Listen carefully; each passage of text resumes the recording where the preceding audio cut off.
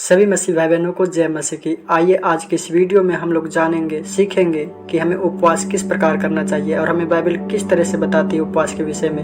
हम जानेंगे आज के इस विषय में कि हमें उपवास कैसे करना चाहिए, कब करना चाहिए, कितने दिनों का करना चाहिए, उपवास के दिन हम क्या खाएं या कितना बजे तक करें और कैसे उपवास से परमेश्वर खुश होता है। आइए आज के इस वीडियो में हम लोग इन्हीं विषय में चर्चा करेंगे और इन्हीं विषयों को सीखेंगे। सबसे पहले हम देखते हैं जब मत्ती अध्याय 6 पद संख्या 16 में, तो वहाँ पे लिखा है जब तुम उपवास करो। बाइबल में बहुत ही महत्वपूर्ण बातें लिखी हुई है। यीशु मसीह बहुत महत्वपूर्ण बातें कह रहे हैं कि जब तुम उपवास करो। यहाँ पे कोई दिन नहीं बताया गया कि आपको इसी दिन ही उपवास करना है, आपको शुक्रवार को ही करना है, आपको शनिवार को ही करना है, संडे को ही करना है, ऐसा नहीं बताया गया। परमेश्वर कह रहा है कि जब तुम उपवास करो, यानी कि आपको करना ही करना। ये महत्वपूर्ण बातें और आपके लिए भी ज़्यादा जरूरी है। परमेश्वर का ये आज्ञा है कि उपवास करो और करना ही चाहिए, ऐसा कहता है। लेकिन बहुत सारे लोग सोचते हैं कि मैं कौन से दिन करूं। बाइबल में कहीं भी लिखा हुआ नहीं है कि आपको इसी खास दिन में उपवास करना है, तो आप किसी दिन भी उपवास रख सकते हैं। बहुत लोग पूछते हैं कि हम उपवास के दिन क्या खाएं और कितने दिनों का उपवास करें और कितना बजे तक उपवास करें। ये सवाल लोगों के मनों में रहता है। तो मैं आपको बताना चाहता हूँ कि जब हम दानियेल के बारे में पढ़ते हैं तो वहाँ पे दानियेल 21 दिनों का उपवास रखा था और उन 21 दिनों के अंदर उन्होंने केवल साग पाती खाया था और कोई भी स्वादिष्ट भोजन नहीं किया था।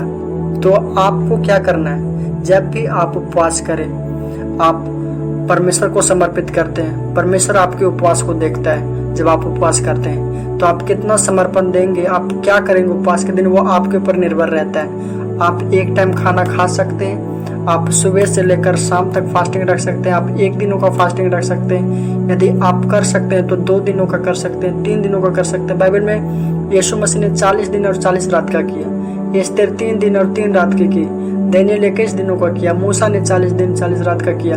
तो आपकी अगुवाई किस तरह से होती है वो आप जाने और उसी तरह से आप उपवास रखें, ना कि लोगों को देखकर। लोगों को आप देखकर रख लेंगे उपवास 21 दिन का, 1 सप्ताह का, लेकिन आप कर नहीं पाएंगे, तो इससे कोई फायदा नहीं। और बात करते हैं कि परमेश्वर हमसे किस तरह के उपवास को चाहता है, कि हम किस तरह से उपवास करें कि परमेश्वर हमारे उपवास करने की वजह से परमेश्वर खुश हो, परमेश्वर प्रसन्न हो। तो जब हम यशाया अध्याय 58 पद संख्या 5 में देखते हैं तो वहाँ पे लिखा हुआ है, जिस उपवास से मैं प्रसन्न होता हूँ, अर्थात जिससे मनुष्य स्वयं को दीन करे।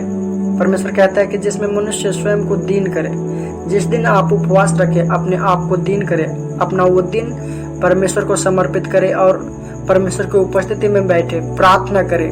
और मत्ती 6 अध्याय 16 में लिखा हुआ है कि जब तुम उपवास करो तो कपटियों के समान तुम्हारे मुंह पर उदासी छाई ना रहे, क्योंकि वे अपना मुंह बनाए रखते हैं ताकि लोग उन्हें उपवासी जाने। मेरे प्यारे मसीह भाई बहनों, आप जब भी उपवास करें अपने मुंह पर उदासी ना रखें, अपने फेस को धोए, अपने शक्ल को धोए, अच्छा से रेडी होकर रहे, ताकि जब लोग देखें तो उनको ना लगे कि आप उपवासी हैं, आप उपवास कर रहे हैं। यदि लोग देखता है तो परमेश्वर कहता है कि वो उनका प्रतिफल पा चुका है। लेकिन परमेश्वर कहता है कि जो गुप्त में देखता है, जो गुप्त में है, यदि वो उपवास करता है तो परमेश्वर उनको देखता है और परमेश्वर उनका प्रतिफल उनको देता है। तो आपको किसी को दिखाने के लिए उपवास नहीं करना है। आपको किसी को ये नहीं करना है कि हम उपवास कर रहे हैं, आज सबको बताते चलना है, ऐसा नहीं करना। आपको उपवास करना है और उपवास के दिन आपको परमेश्वर की उपस्थिति में बैठना है, परमेश्वर से प्रार्थना करना है, अपने आप को उसको समर्पित करना है, दीन करना है उसके सामने। जैसा ये अध्याय 5 पद संख्या 5 और 6 में जब हम पढ़ते हैं तो वहाँ पे परमेश्वर हमको बहुत सारी बातों को बताता है कि हमको उस दिन भूखों को खिलाना चाहिए। यदि आप किसी भी नंगे को देखें, वस्त्र पहनाइए, मतलब दूसरों को हेल्प करिए, जितना कर सकते हैं भलाई कर सकते हैं, जितना अच्छे काम कर सकते हैं आप उतना करिए। परमेश्वर ऐसे उपवासों से प्रसन्न होता है, ना कि आप उस दिन उपवास में और आप अपनी इच्छाओं को पूरा कर रहे हैं, ऐसा नहीं होता। इस तरह से नहीं करना है। परमेश्वर ऐसे उपवास से खुश नहीं होता। तो आपको ध्यान रखना है कि जिस दिन आप उपवास में आप लोगों के लिए प्रार्थना करें। जब आप प्रार्थना करें अपने दुश्मनों के लिए प्रार्थना करें, जब आप प्रार्थना कर रहे हैं लोगों के लिए प्रार्थना करें, जो बीमार हैं, जो गरीबी में, उनके लिए प्रार्थना करें। तो परमेश्वर ऐसे उपवास से खुश होता है और प्रसन्न होता है। और परमेश्वर जब आपको देखेगा ऐसे करते तो परमेश्वर आपको आशीष देगा। हालेलुया। तो मेरे प्यारे मसीह भाई बहनों, यदि वीडियो अच्छा लगा तो वीडियो को लाइक करिए और हमारे चैनल को सब्सक्राइब करिए। सभी को जय मसीह की।